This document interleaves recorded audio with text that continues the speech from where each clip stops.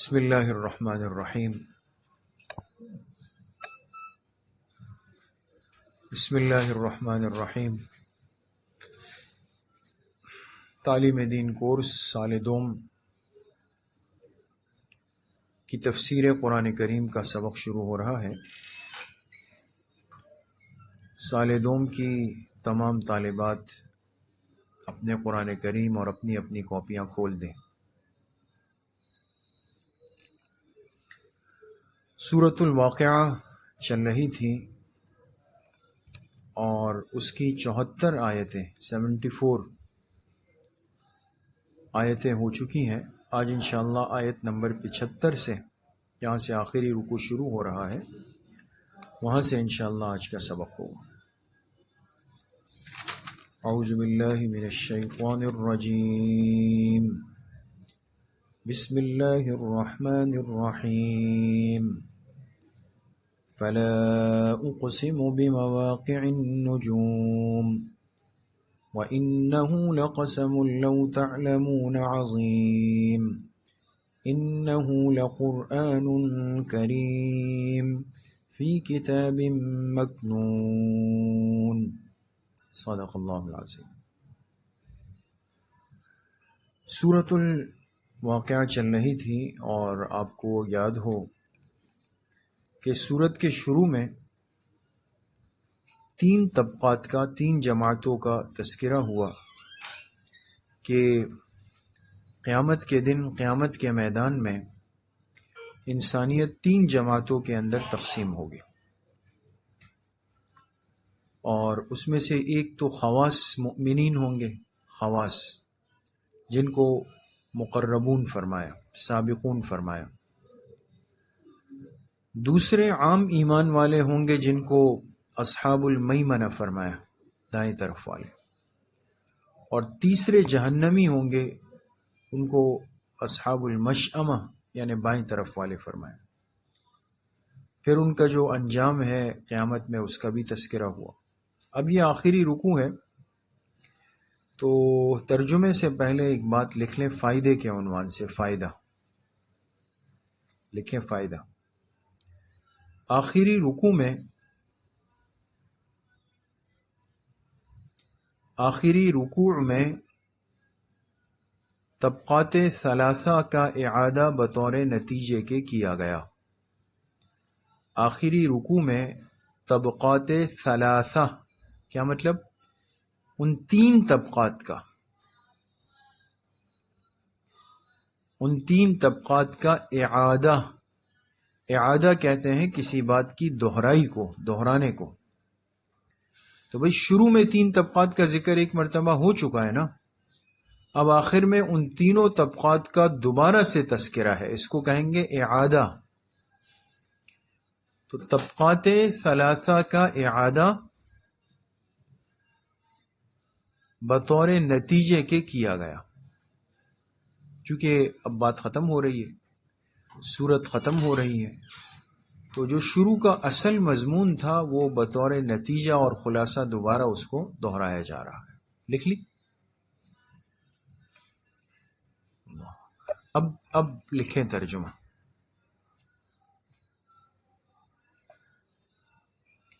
فلا اقسم بمواقع النجوم، میں قسم کھاتا ہوں، میں بریکٹ میں لکھے یعنی اللہ تعالی، میں قسم کھاتا ہوں ستاروں کے ڈوبنے کی،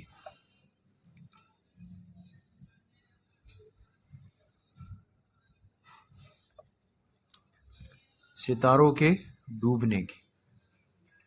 وَإِنَّهُ لَقَسَمٌ لَوْ تَعْلَمُونَ عَظِيمٌ، اور بے شک یہ ایک بڑی قسم ہے اگر تم غور کر لو، اور بے شک یہ ایک بڑی قسم ہے، یعنی یہ جو اللہ پاک نے قسم کھائی، ستاروں کے ڈوبنے کی قسم کھائی، یہ ایک بڑی قسم ہے، لو تعلمون اگر تم غور کر لو۔ انہ لقرآن کریم، کہ بے شک وہ قرآن کریم عظمت والا ہے.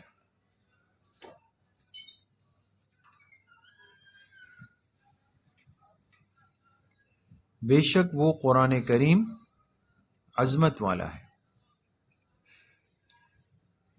فی کتاب مکنون،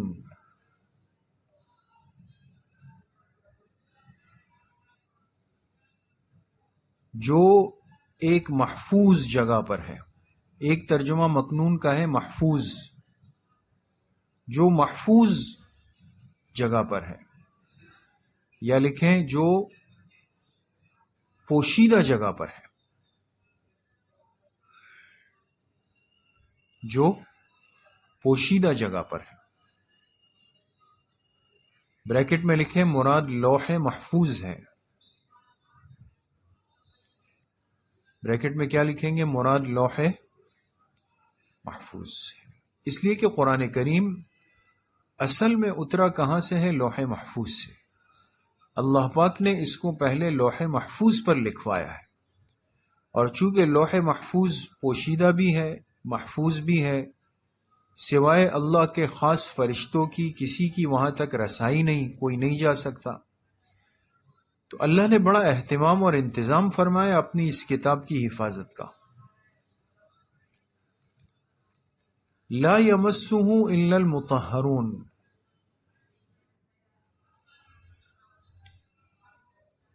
اسے چھو نہیں سکتے، یعنی ہاتھ نہیں لگا سکتے مگر پاکیزہ لوگ. اسے چھو نہیں سکتے، چھونا یعنی ہاتھ لگانا، مگر پاکیزہ لوگ.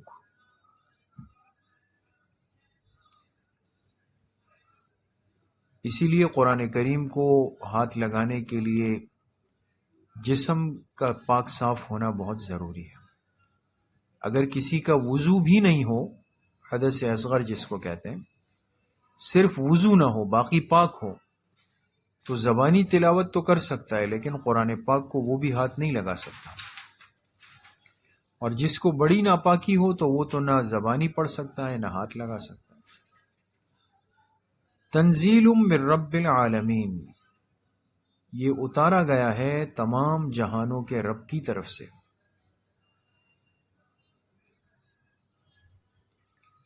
یہ اتارا گیا ہے تمام جہانوں کے رب کی طرف سے.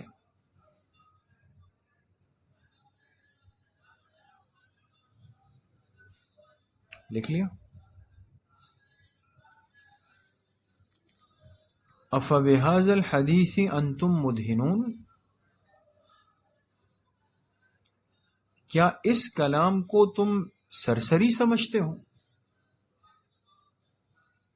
کیا اس کلام کو یعنی قرآن کریم کو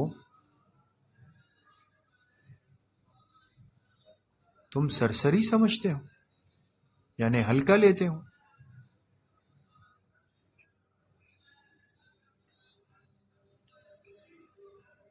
وَتَجْعَلُونَ رِزْقَكُمْ أَنَّكُمْ تُكَذِّبُونَ، اور تم اس قرآن میں اپنا حصہ یہ رکھتے ہو، اور تم اس قرآن میں اپنا حصہ یہ رکھتے ہو انکم تکذبون، کہ تم اسے جھٹلاتے ہو، کہ تم اسے جھٹلاتے ہو. مقصد یہ ہے کہ بجائے اس کے کہ اللہ کے اس کلام میں تمہارا حصہ ہوتا تلاوت کا، عمل کا، محبت کا، عقیدت کا، احترام کا، تم نے قرآن پاک سے تعلق کا حصہ یہ بنا لیا کہ تم نے اس کو جھٹلا دیا، اس کا انکار کر دیا. فلولا اذا بلغت الحلقوم،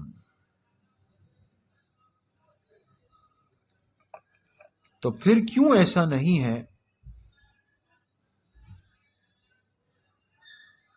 تو پھر کیوں ایسا نہیں ہے کہ جب کسی کی روح پہنچ جائے حلق تک،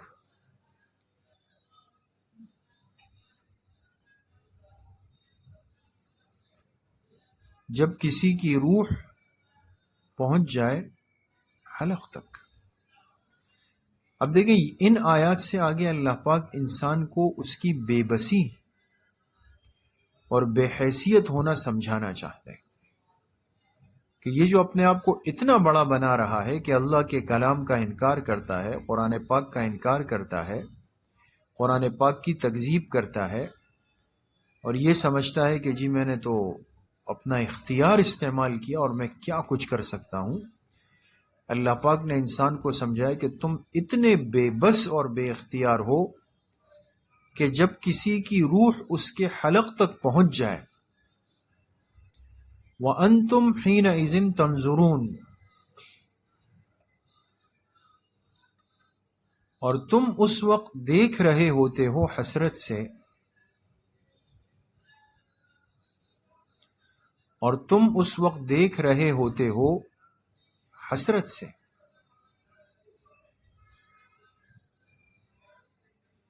تمہارے سامنے تمہارے اپنے کی محبوب کی روح نکل رہی ہے، تم کیا کر سکتے ہو؟ وَنَحْنُ أَقْرَبُ إِلَيْهِ مِنْكُمْ وَلَكِنْ لَا تُبْصِرُونَ، اور ہم تم سے زیادہ اس کے قریب ہوتے ہیں لیکن تم دیکھ نہیں پاتے، اور ہم تم سے زیادہ اس کے قریب ہوتے ہیں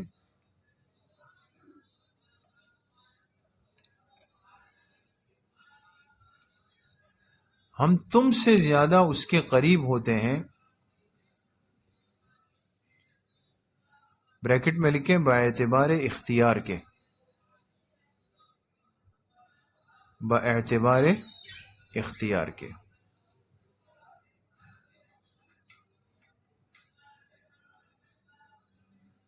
لیکن تم دیکھ نہیں پاتے۔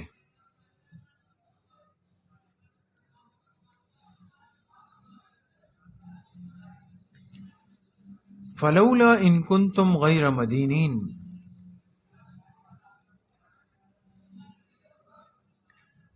تو اگر تمہارا حساب کتاب ہونے والا نہیں ہے،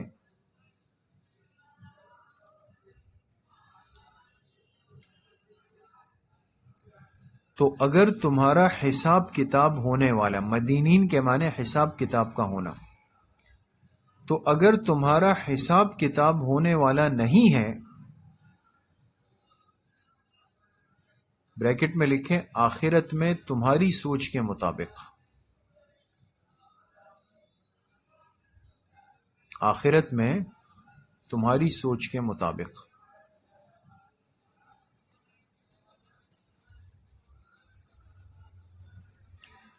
ترجعونہا ان کنتم صادقین،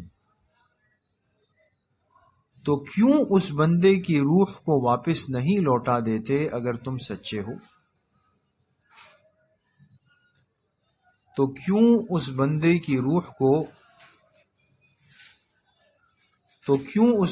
کی روح کو واپس نہیں لوٹا دیتے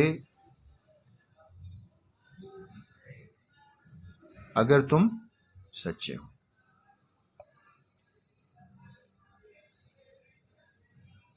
اگر تم سچے ہو۔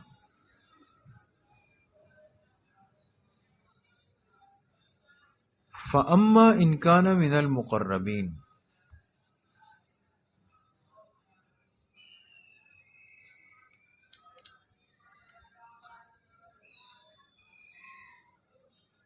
بس جب قیامت آئے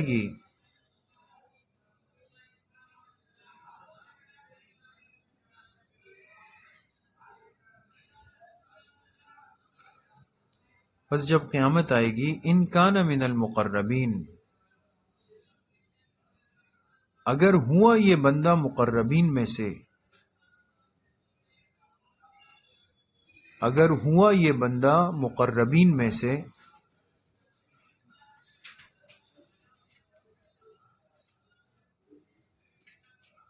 فروح و ریحان و جنت نعیم، تو اس کے لیے راحت ہوگی اور خوشبوئیں ہوں گی، تو اس کے لیے راحت ہوگی، و ریحان اور خوشبوئیں ہوں گی،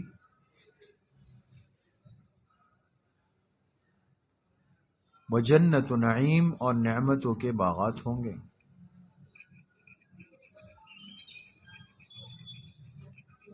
اور نعمتوں کے باغات ہوں گے. وَأَمَّا إِنْ كَانَ مِنْ أَصْحَابِ الْيَمِينَ، اور اگر ہوا یہ بندہ دائیں طرف والوں میں سے،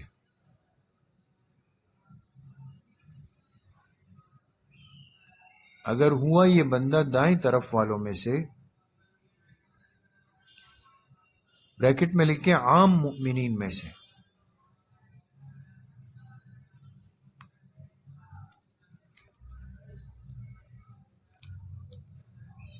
فَسَلَامٌ لَكَ مِنْ أَصْحَابِ الْيَمِينَ، تو کہا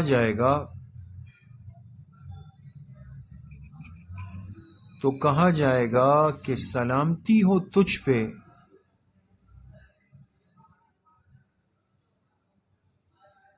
سلامتی ہو تجھ پہ کہ تو دائیں طرف والوں میں سے رہا. سلامتی ہو تجھ پہ کہ تو دائیں طرف والوں میں سے رہا.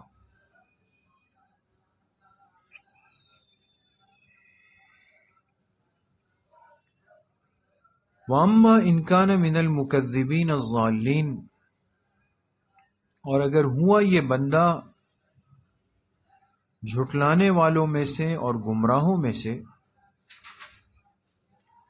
اور اگر ہوا یہ بندہ جھٹلانے والوں میں سے اور گمراہوں میں سے،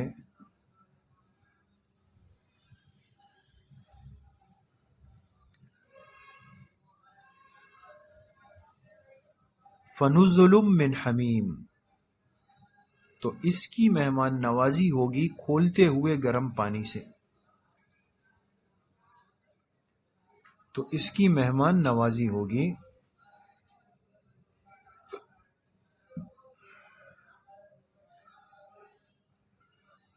کھولتے ہوئے گرم پانی سے. وَتَصْلِيَةُ جَحِيمٍ، اور جہنم کی آگ میں داخلہ ہوگا.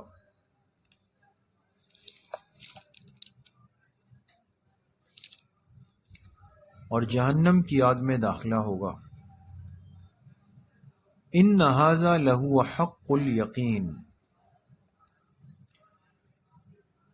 بے شک یہ تحقیقی اور یقینی بات ہے. بے شک یہ تحقیقی اور یقینی بات ہے.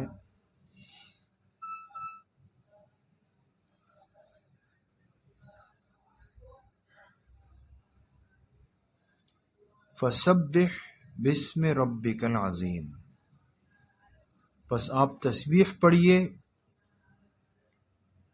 اپنے عظیم رب کے نام کی. آپ تسبیح پڑھیے اپنے عظیم رب کے نام کی.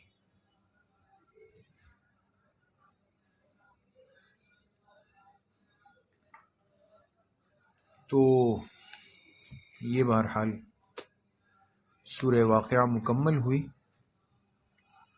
اور اس کا اختتام کیا کہ اپنے بڑے رب کے نام کی، اور اللہ کا نام جو ہے وہ اس میں ذاتی جو ہے وہ اللہ ہے، کہ اس کی تسبیح تم پڑھتے رہو. اس سے اشارہ ہے، مفسرین نے لکھا ہے کہ انسان اگر چاہتا ہے کہ آخرت میں اہل جنت میں اس کا شمار ہو اور جنت کی نعمتیں اس کے حصے میں آ جائے، تو وہ اللہ کے نام کے ذکر سے جڑا رہے. ذکر کی چونکہ بڑی برکتیں ہیں، بڑی شان ہے اور بڑا مقام ہے، پھر جب اللہ کا علم ذاتی ہے، لفظ اللہ یہ بڑا بابرکت ہے. اس کی تسبیحات پڑھنا اور اس کا ذکر کرنا یہ انسان کو دنیا میں بھی بڑی عزتیں دیتا ہے، اور آخرت کی نعمتیں اور انعامات تو اپنی جگہ پر ہے ہی ہے. اللہ ہم سب کو صحیح عمل کی توفیق نصیب فرمائے. السلام علیکم ورحمۃ اللہ.